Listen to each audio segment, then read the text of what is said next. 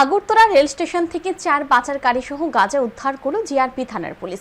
Agartala GRP থানার OC Tapas Das জানান, গোপন সংবাদের ভিত্তিতে মঙ্গলবার আগরতলা রেল স্টেশন থেকে 4 গাঁজা পাচারকারীকে আটক করা হয়।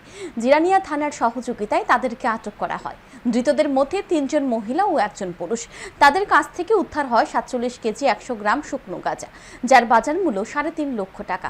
এই গাঁজাগুলি 3টি ট্রলিতে ছিল। তিনি আরও জানান, আগরতলা জিআরপি থানায় ধৃতদের বিরুদ্ধে একটি এনডিপিএস ধারায় মামলা রুজু করা হয়েছে।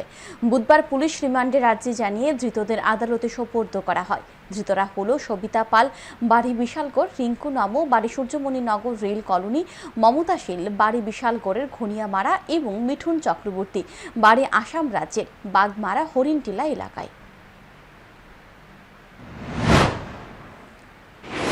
তো তাদের কাছ থেকে মোট 3টা ট্রলির মধ্যে 47 কেজি 100 গ্রাম গাঁজা বাজেয়াপ্ত করা হয়েছে। তো আজকে আমরা তাদের মহামান্য আদালতে প্রেরণ করছি এবং পুলিশ রিমান্ডও চাচ্ছি।